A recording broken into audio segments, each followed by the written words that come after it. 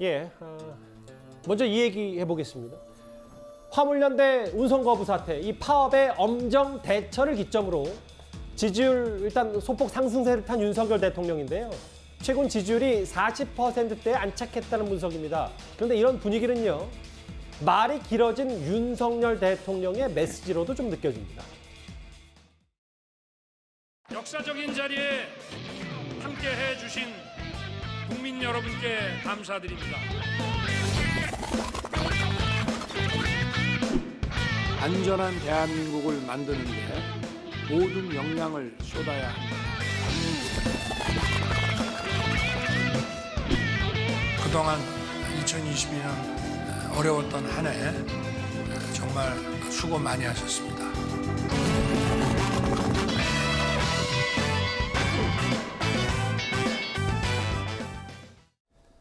저 화면 그대로예요. 물론 뭐 여러 각 자리마다 뭐 꼭 메시지의 길이로 모든 걸 재단할 수 없는데, 이현정 의원님, 물론 뭐 대통령실 입장에서는 연말이니까 행사가 많고 공식적으로 메시지를 낼 자리가 많다고 하지만 아무래도 좀 지지율 상승에 윤 대통령이 좀 동력을 삼았다, 뭐 이렇게 보면 되겠습니까? 원래 윤 대통령이 꽤 말이 많으신 편이에요. 한번 이야기 시작하면 뭐 본인이 거의 뭐 모든 대화를 주도할 정도로 옛날 검찰 시절부터 그렇고 지금도 그렇고 이제 그만큼 이제 어떤 본인이 사실은 구수까지 하면서 뭐 여러 가지 어떤 경험과 책도 많이 읽을 게 아니겠습니까? 사법고시 구수 네. 말씀하시는 그러니까 거예요. 한번 제가 듣기로는 그 사법고시 시험 준비하면서 점심에 사형제 문제를 이야기를 하다가 예. 그 저녁을 넘어서서 그날 저녁까지도 했다는 이야기를 들었습니다. 그만큼 한 주제에 대해서 집중하는 그런 스타일인데요. 근데 아마 이제 그동안 보면 여러 가지 발언 논란 때문에 상당히 위축되어 온 측면이 있죠. 예. 뭔가 말을 하면 또 여러 가지 논란도 되고 등등 하면서 그러니까 말이 점점 좁아지는 상황인데 지금 같은 경우는 본인이 이제 뭘 해야 되겠다는 거를 이제 확실하게 느낀 것 같아요. 그리고 내가 뭘 잘한다는 거를 조금 인식하고 있는 게 아닌가. 특히 이제 윤 대통령이 항상 이야기했던 법과 원칙이잖아요. 그 법과 원칙이 사실은 이번에 화물연대 등등 하면서 국민들이 이제 그걸 인식하기 시작하니까 예. 본인도 좀 힘이 나는 것이고 저희도 뭐 이렇게 패널을 하지만은 저희 말 들어주시면 말 길게 하거든요. 예. 근데 안 들어주시면 짧게 할 수밖에 없습니다. 그 전에 제가 제지하죠. 네, 그렇죠. 뭐 상대방이 제지하고 지루하면 제지하기 때문에. 예. 근데 한편으로 보면 우리가 이제 직장 다녀 보면 제일 이제 안 좋아하는 상사가 말 오래 하는 거거든요. 말을 회의에서 오래 하다 보면 이게 집중도가 떨어질 수 있습니다. 예. 간결하고 핵심만 이야기하는 것도 저는 필요하지 않나 그러니까 싶습니다. 결국 말이 길어진 게 이제 결국 조금 자신감이 생기고 본인 다음으로 그러니까 원래 윤석열 대통령으로 좀 돌아가고 있다, 이렇게 보시는 거예요. 이거는 내 전문 분야야. 내가 다 알아. 예. 이런 그 자신감이 있으니까 본인이 사실은 이걸 주도하는 거예요. 모르면 예. 말을 길게 할 수 없어요. 짧게 할 수밖에 없고. 예. 그렇지만 본인이 아는 상황에 대해서는 말을 길게 할 수밖에 없죠. 일단 뭐 윤 대통령 메시지가 좀 길어졌다, 자신감이 생겼다, 뭐 이런 측면 관측 분석도 있을 테고요. 근데 좀 이 얘기를 해보겠습니다. 어제 처리 시한을 훌쩍 넘겨서 내년도 예산안에 여야가 합의를 했습니다. 여야는 절충점을 찾았다고 하는데 오늘 오후에 대통령실은 불쾌감을 감추지 않았습니다. 국민 경제가 어렵고 대외 신인도에 대한 우려가 나오는 상황에서 합의할 수밖에 없었지만 아쉬움이 있습니다. 국민을 섬겨 일자리를 더 만들고 경제 활성화를 위해 재정을 투입하려 했으나 힘에 밀려 민생 예산이 퇴색됐습니다.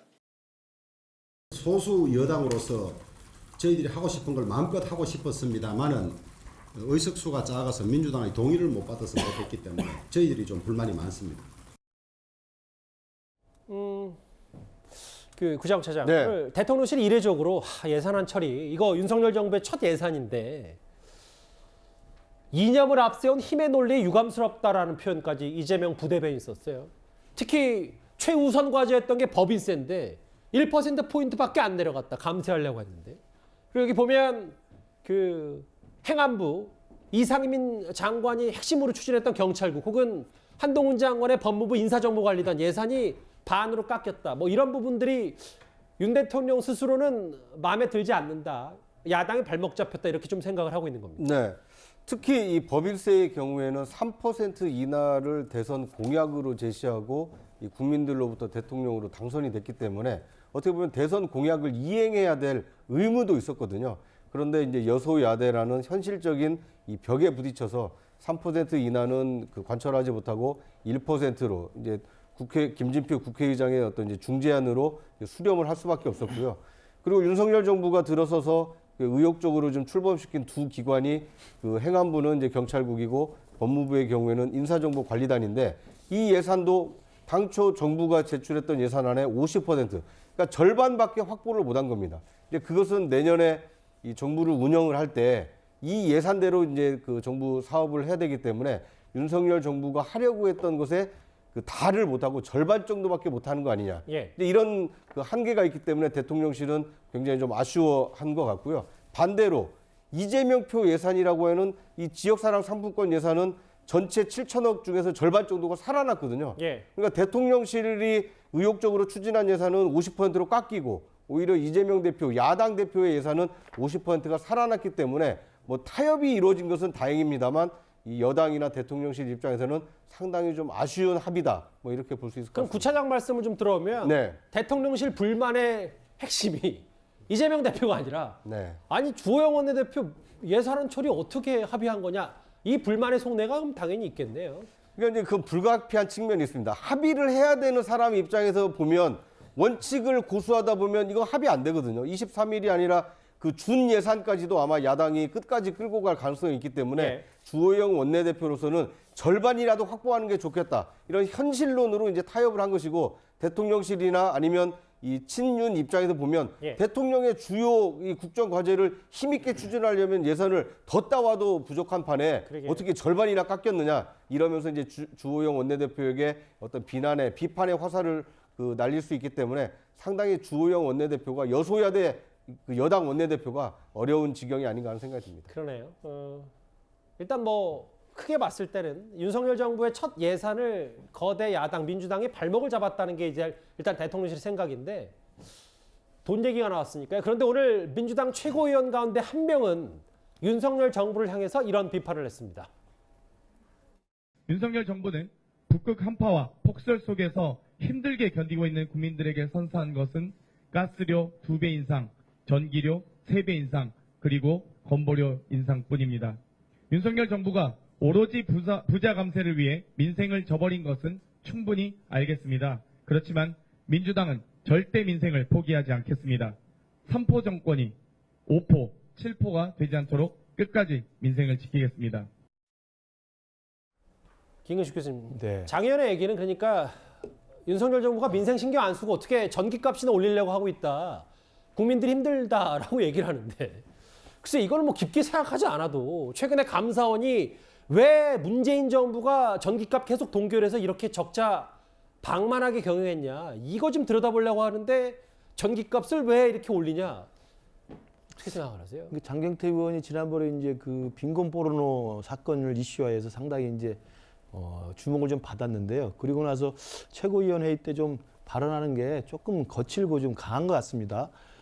지금 뭐 추위가 있고 한파가 굉장히 지금 심한 날인데 그걸 이야기하면서 이 추운 날 민생은 챙기지 않고 왜 전기값이나 올려고 하느냐 이런 이야기인데요. 그냥 1차원적인 감성적인 접근을 한 것 같습니다만 앵커께서 말씀하신 것처럼 한 번만 더 들여다보면 지금 한전 적자 때문에 전기값을 올리지 않으면 한전이 더 이상 지탱할 수 없다는 게 지금 공론화돼 있고 30조라 그러더라고요. 네, 그렇기 적자. 때문에 지금 여야 간에서도 한전에 대해서 채권을 발행할 수 있도록 길을 터주자고 여야도 이미 합의해서 법안 처리하기로 하지 않았습니까? 그런 내용인데다가 그 한전이 적자를 한 가장 큰 원인이 뭡니까? 문재인 정부 때 탈원전 정책을 무리하게 밀어붙이면서 전기값이 올라갈 수밖에 없었던 구조적인 환경을 만들어낸 거예요. 그랬는데 불구하고 또 하나 지금 감사원이 감사를 하고 착수하고 있다고 합니다만 당시 문재인 정부 때 탈원전을 해놨고 전기료는 계속 올라야 되는데 오르지 못하기 때문에 적자를 막기 위해서는 그러면 산업부하고 한전 측에서는 계속 정부에다가 전기료를 올려야 된다고 건의를 했는데 당시 기재부에서 막았다는 게 지금 감사원의 감사 결과입니다. 예. 그렇다고 한다면 문재인 정부에서 자기 없던 정책 노선의 정당성, 그다음에 어떤 실적을 위해서 그런 정당한 그 산하기관의 요구를 묵살했다는 게 지금 하나의 감사원의 시각이거든요.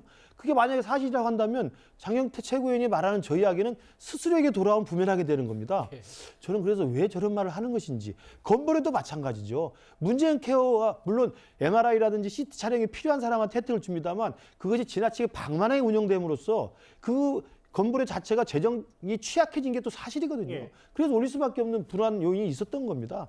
저는 이런 부분에 대해서는 바로 정권인 이 문재인 정부의 실책을 생각하지 않고 지금 이 부풍 한설에 전기료 올린다 이거 가지고 이야기하면 국민들이 받아들이기 힘들지 않을까 싶습니다. 예.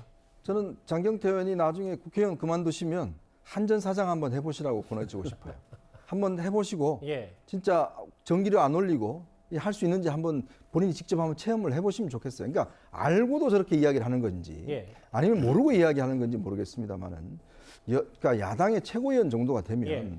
앞뒤의 어떤 상황 자체에 대해서는 우리 국민들 상식 다 합니다. 예. 자, 근데 지금 이렇게 이야기를 하면 이게 얼마나 국민들 듣기에는 이게 지금 야당 최고위원의 수준인가 이야기할 거 아니겠습니까? 예. 제가 나중에 꼭 한번 권해드리고 싶습니다. 나중에 한번 한전 사장 한번 해보시고 그 전기를 안 올리고 전기를 계속적으로 공급할 수 있다면 아마 큰 박수를 받을 겁니다. 아니, 뭐 국민들 입장에서 전기료 안 올리고 펑펑 전기 많이 쓰면 좋겠습니까만 그게 현실적으로 가능하겠습니까? 근데 자기는 이 발언 글쎄요. 어제 또 오늘 동아일보 보도에 따라서 감사원이 전기요금 왜 이렇게 동결했는지까지 착수한다고 하니까 미묘한 시점에 얘기가 나왔어요.